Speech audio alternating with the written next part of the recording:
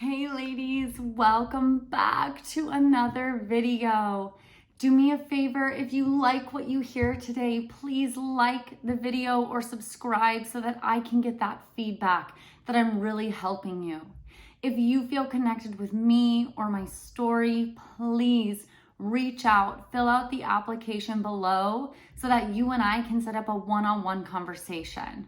During this conversation, we can do a multiple of things. We can help you create a plan for your own life in order to challenge your anxiety and your stress, become more mindful, and in the long run, beat it and have less stress and less anxiety in your life.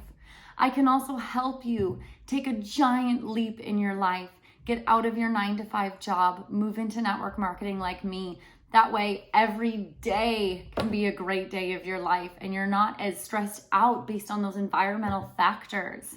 My first time in talk therapy, the first thing she said to me was, ultimately, if you have this much anxiety, then you need to make a lifestyle change. There's something that's not working for you.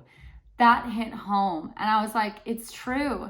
There are so many things in my life that were making me just overwhelmed, constantly crazy. I felt like every day I was living for something else instead of just for me.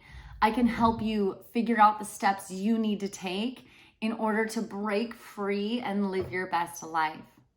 Also, if you just feel connected to me and want to reach out and have a conversation from woman to woman who are struggling with anxiety and about what we've been through, I'm open to that as well. So reach out, fill out the application below, and let me know how I can help you. Today, we are back for our fourth strategy of my 10 strategies to manage your mental health, along with our 4 rules that we don't want to forget. Don't be too hard on yourself. Hold yourself accountable. You have to be consistent. That is one of the most important, I think. And also, let someone in. Make sure that you're not doing this by yourself. You don't have to be alone.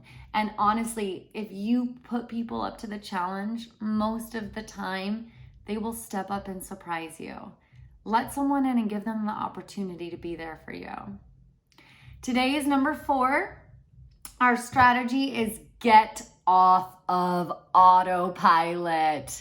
If you are one of those people, I used to be that person. If you're one of those people where every day you can go through every motion from the moment you wake up to the moment you go to sleep without thinking, what are you doing on purpose? What is purposeful in your life?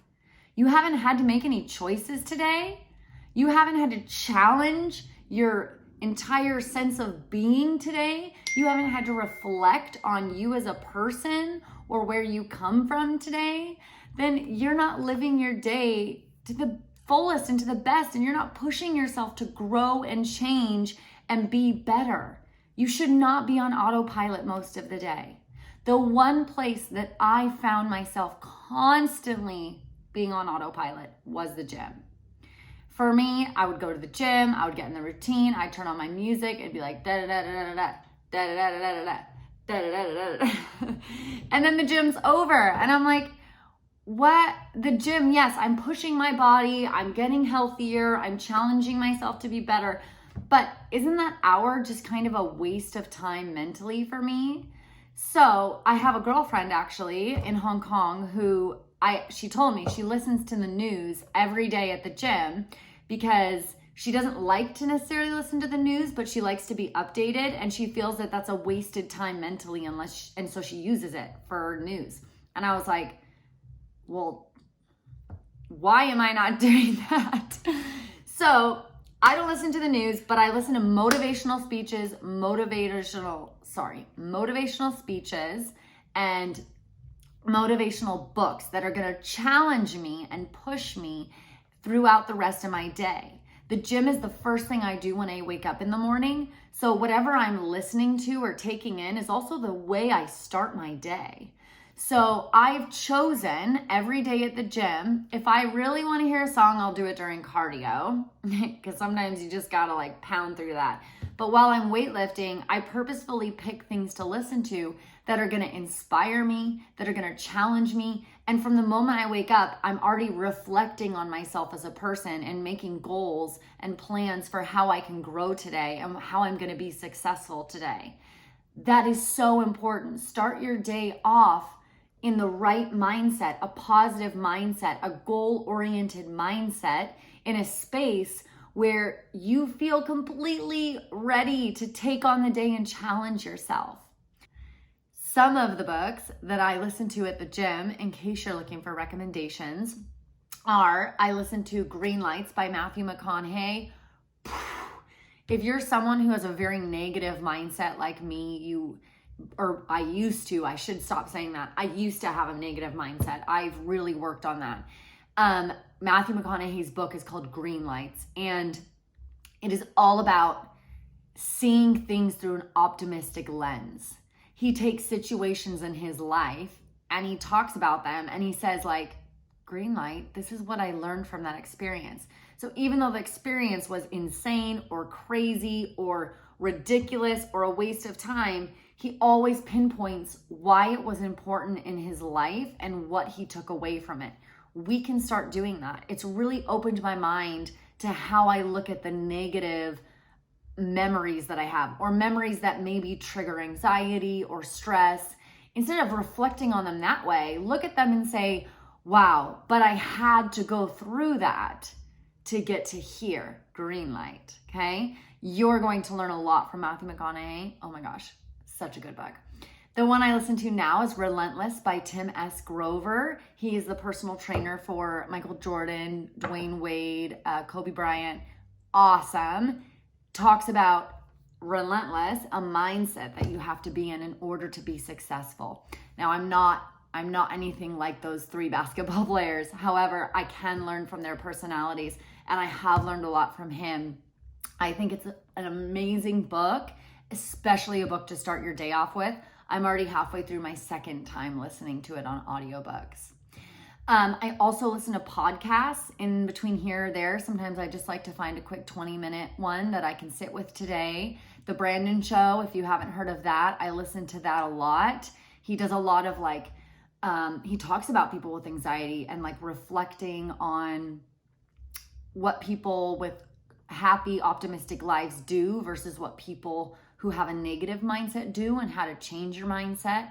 He talks about how to build your relationships so that your relationships can be better, and what you can put into them. There's a lot to learn from that podcast, so I would recommend that as well.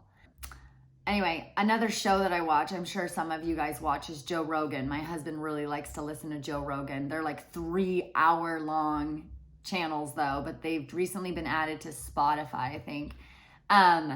But Joe Rogan's really awesome. Just pick your episodes. For me, Joe Rogan's really good depending on what I want to hear about. So he has a lot of doctors, and he has people who talk about so for example, he has Kevin Hart, and Kevin Hart talks about his lifestyle and balancing that home life versus that like famous lifestyle and getting all the work done and having time for his family. And no matter if you're famous or not, that's an important balance that you have to find. And so I find that I can learn something from just about anything that I listen to, as long as I'm pushing myself and really tuning into what it is. So you have to figure out what works for you, what works best for you, whether it's books, podcasts, maybe music is what works for you. Maybe that's what inspires you, and that's okay. But turn off autopilot. Every single thing you do should have a purpose. And you should be able to say, the reason I'm doing this is because. You shouldn't have to run through your whole day just mindless. Your brain's not even working. I always think I have such a bad memory, and I think it's probably because for most of my life, I wasn't using my full brain every day. I was just turning it off and running through the motions. Well, now I'm challenging myself. I'm thinking. Even the simplest things that I do, I reflect so much now. Reflection is so important if you're going to be a critical thinker and make your brain see other people's perspectives instead of judgment with understanding, you really have to reflect on yourself and reflect on the choices you've made. For me, the biggest point of reflection comes at the end of the day when I think, how did my workout go? How did I feel? What was my mindset when I went to work today? Ultimately, what was the most positive thing that I did today? What's the one thing I did today that made me a better person or made me better for tomorrow? Sometimes something that I tend to do is get like hung up in like texting people if they don't text back, or did I send them a message that was like to this or to that, but I should just be me and quit worrying about that stuff. So a big part of my reflection comes in like, I reflect on not what other people did, but who did I reach out to? And I could reach out to 50 people today and let them know how important they are in my life. Well, I guarantee you that maybe 10 of them would reach back, but it's not about the reach back. That's what you have to get out of. It's not about the exterior influence. It's not about how others make you feel. You're going out of your way to let people know how they make you feel so that you can grow, you can be a better person, and it's part of your reflection. You can't control how others are going to respond to that. So that's really hard. I teach my students that, and they struggle with that as well. I think that's one of the hardest things in life, is making choices and having zero control over how others are going to respond to those choices. That's rough. That's a rough one, for sure. I have some control issues, especially with my anxiety. I want things to be perfect, and I want people to be happy all the time, and I want situations to always turn out. But I find that the best times that I've had and the best conversations I've had are ones that I had no planning and no control over. And I was fully in the moment. And the moment I thought something, I let someone know that I thought that. You know, when someone does something that's really kind or compassionate, point it out. Be like, wow, that was so selfless of you. What made you do that? Where was your mindset at? What caused you to decide to make that decision or take that step? You know, like, wow, that's a deep conversation that you can get into with just such an easy little comment from someone. Again, this goes into building really deep relationships. Get off of autopilot. Your friends and your family are not there to just be there. If you're growing, it's like a tree or a ray of sunshine. If you're growing, you can infect others and challenge them to grow. You can be the one that starts those conversations. You know, you want everyone to grow, not just you. So with my husband, like, lay down and just get into some deep conversations out of the blue. I do that with my girlfriends as well. We end up in conversations that are way far-fetched, but it's like, wow, I know so much about her mind right now. Her and I are on a level of like connectedness with no like influence of drugs or alcohol, which, I mean, do your own, but to be able to hit that level of connection with another person without those influences and truly just getting to know someone else and love someone else and accept them and hear their stories and their anxieties without judgment, it's super eye-opening. Super eye-opening. It lets you know that other people are just as messed up as you are. If not that those, you know, everybody grows and everybody changes, and nobody's who they were in high school. Nobody's who they were in college. Like, depending on where you are now, I promise you, fast forward 5 years from where you are now, and you will look back at yourself today and be like, I can't believe I didn't know that then. It's truly amazing. If you feel connected to me or my story, please fill out the application below so that you and I can connect on another level and make a plan for you so that you can also be successful in struggling with your anxiety. Here's a short sneak peek to tomorrow's video. Having a hot cup of coffee is like one of the most emotional things I can do all day.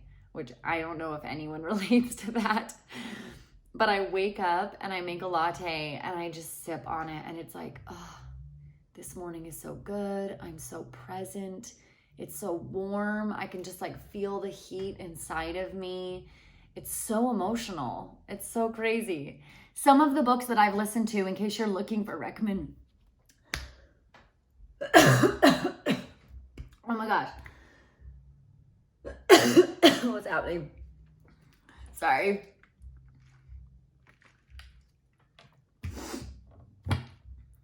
Allergies? I don't know. Let's try that again. Some of the books. Still not ready. Maybe coffee.